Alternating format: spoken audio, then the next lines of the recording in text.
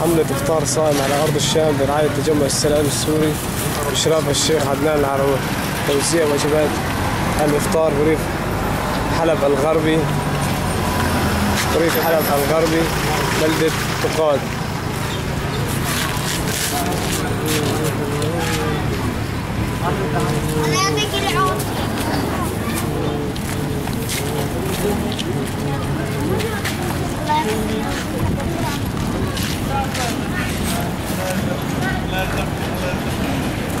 على مهله.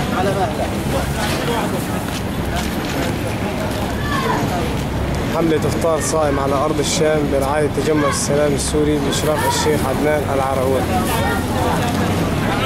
ريف حلب الغربي تقاد. بسم الله الرحمن الرحيم.